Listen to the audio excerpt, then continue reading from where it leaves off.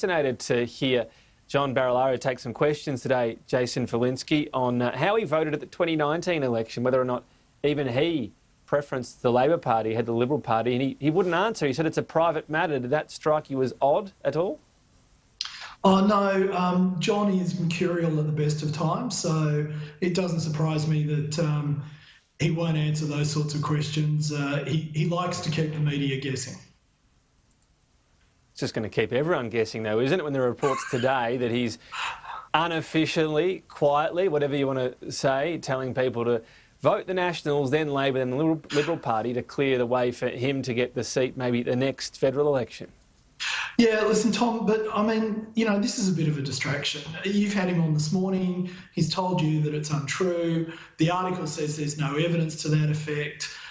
It just seems to me like sort of more smear and fear, because whoever is running on the other side of John wants to make sure that the people of Eden-Monaro are distracted from the real issues, which is what party is going to deliver better services, better infrastructure, more hope, more opportunity for the people of Eden-Monaro after the by-election. And I think that's the key question that is facing people, not a question about whether John Barilaro didn't say something that he's denied he didn't say. So, you know, really, let's get back to the issues, I think. All right. Well, just to clarify, he was holding a news conference, so we brought some of that to our viewers in the interest of showing people what was going on. But is John Barilaro himself still a distraction in this campaign? I don't think he's a distraction. I think that he's a distraction for the media. He's not a distraction for the people of Eden-Monaro, and he's not a distraction for us. Interested in your thoughts, Patrick Gorman, on some very low expectation setting from Anthony Albanese. Labor Party is the bookie's favourite. We've got 100 years of history in terms of a government not taking a seat off the opposition in a by-election, and yet he still thinks, well, remember Scott Morrison was ahead. Is he worried about losing this seat? Well, that's a question. The result is a question for the people of Eden-Monaro to decide on Saturday evening. But this is the most extraordinary by-election that we have seen in recent history. It is in the middle of a pandemic. We have states of emergency declared across the country. People are unable to campaign in their traditional ways, and that includes the Liberal Party. And we're now seeing in the last sort of hours of this campaign it kind of going back to what it started, which is this weird John Barilaro sideshow. And the sideshow that sort of keeps on giving, where he can't even tell us who he preferenced. Look, I'll tell you that I voted for the Labor Party, and I followed the Labor Party ticket, which is the normal thing. Were you the candidate that you voted for, Pat? Yeah, I do live in my electorate, Jason, and I did vote for myself. And so you voted for yourself? You know, yes, I did. Well, I'm sure Patrick Gorman would reveal what he did in a state election, though, too. Oh, that's a good question. It doesn't involve you. I'm a very disciplined person. I follow the party ticket, and I'm surprised that the leader of the National Party in New South Wales won't even say whether he followed his own party's how to vote card. That is an extraordinary... Do you follow your party's ticket, Jason Falinski? Yes, I do, Tom, I do, yes. Sorry. See, it's easy. Right. Even Jason can answer that question. I mean, surely John Barilaro could have as well. Yeah, but John's one of these guys who likes to keep the media interested, throws a bit of red meat out there. I mean, this is just all part of his, Is this really helping? Well-trodden media just on the edge of a by-election? Is this what you call helping out? Is this what you call helping out the coalition? Just 48 hours from polls opening? Well, look, I mean, you know, it's distracted the media. The fact of the matter is that we're continuing to focus on the issues that matter to the people of Eden-Monaro in the last 24 hours. How long have we actually got now? 48 hours? Last 48 hours? And we'll just, we'll keep doing that until election day. So I think look, people of Eden-Monaro... Let me just walk through this, Jason Falinski. You're saying he's distracting the media. People watch the media, they consume it for better or worse, and the media is talking about John Barilaro instead of the issues you're saying you're focusing on. So doesn't that mean he's not doing the right thing by the coalition? No, I think the media is talking about John Barilaro. I don't think that the people of Eden-Monaro are. Only because they're more concerned. I mean, he didn't give an emphatic denial today about the story in terms of exactly what he's had to say. So that's given you something more to... He'll be voting number one, Trevor Hicks. Then the coalition second, when he was asked about whether he encouraged anyone else, he said there are going to be members on the ground, they'll say and do as they please. He didn't exactly knock it on the head. Well, look, but this is what he does. So you're still talking about John.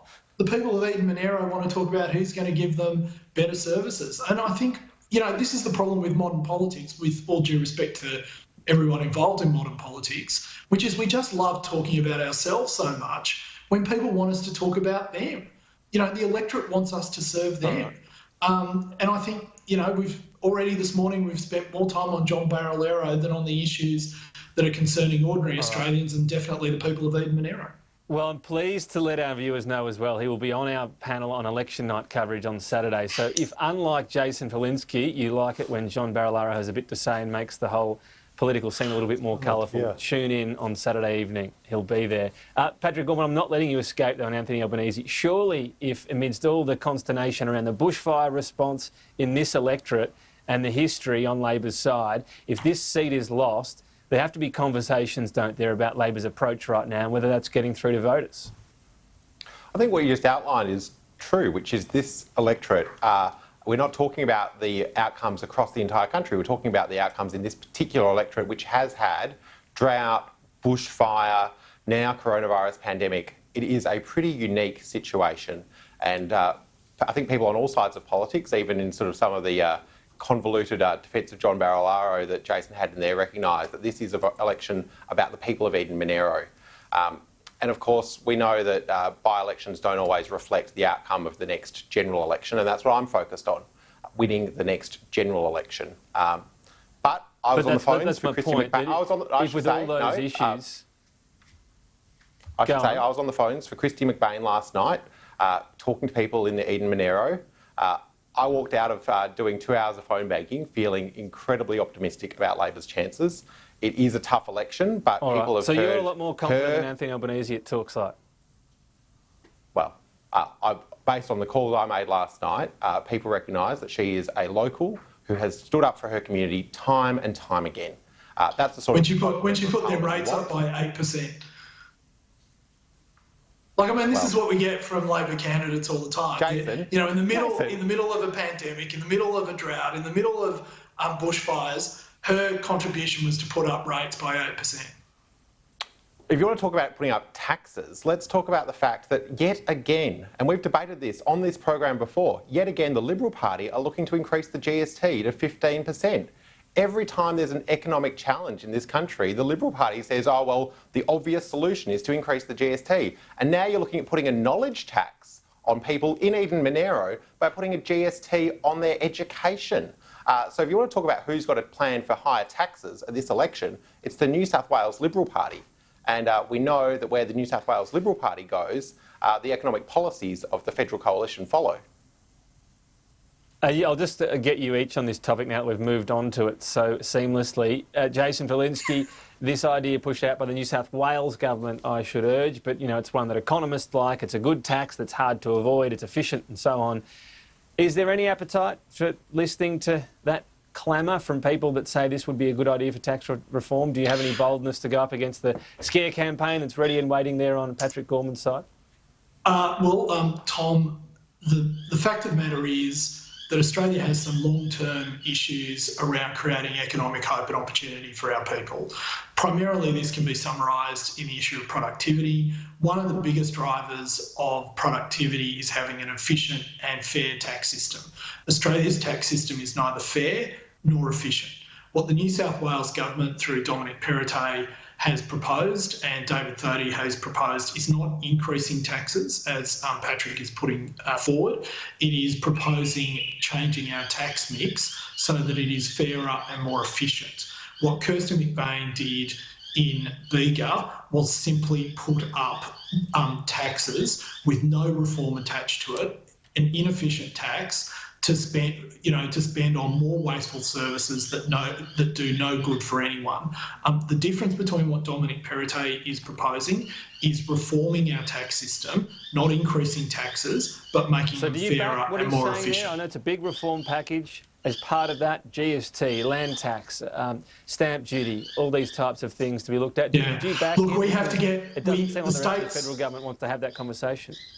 Tom, we're up for this conversation more than you would believe, because if the one thing that the pandemic has demonstrated is that we cannot afford to be second best anymore.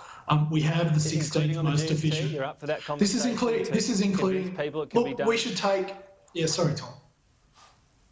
No, sorry. Yeah, I'm just meaning up for that conversation, including trying to drive a discussion around increasing the GST. Of course, helping out lower income earners, but increasing the GST. You're up for that discussion? Well, look, the Treasurer and the Prime Minister have made it clear that they are not inclined to increase the rate of the GST. That doesn't mean that there isn't a lot of scope for reform within the GST. I do, however, the two most inefficient taxes in Australia's tax mix at the moment that do more damage and more harm than any others are stamp duty, especially on land transfers, and payroll tax. Reform of those two taxes are critical and are something that the federal government, we need to pursue. And I would hope, quite frankly, in the interests of fairness, if nothing else, that that would have bipartisan support. I'm going to jump in because we're nearly out of time. Patrick Gorman, this is you can do holistic tax reform that compensates those lower income earners, for example, on the GST, that gets rid of things or reduces payroll tax. Is Labor up for that discussion at all? Well, the taxes that Jason just outlined are state taxes. So if Jason wants to jump into state politics with John Barilaro, then I'm sure that he'd be very welcome because he too is a very entertaining character, and it seems to be the prerequisite for... I'm not sure I'm as entertaining as John. But on the question of the GST, I mean, what Jason just said there with some pretty very clever... John Howard would be proud of how Jason just handled that interview, which is some pretty clever Stop words with the around saying compliments, that is a compliment. I know. They might start looking at the GST on fresh food. They might start looking at the GST on education. That's what Jason just said. That is, for me, a red line. All right. You cannot increase the GST on essentials like education and fresh food. All right, well, I've hit the red line. I'm getting a hard rap, as you guys know it's called in the business. We'll talk in a couple of weeks. Jason, Patrick, thank you.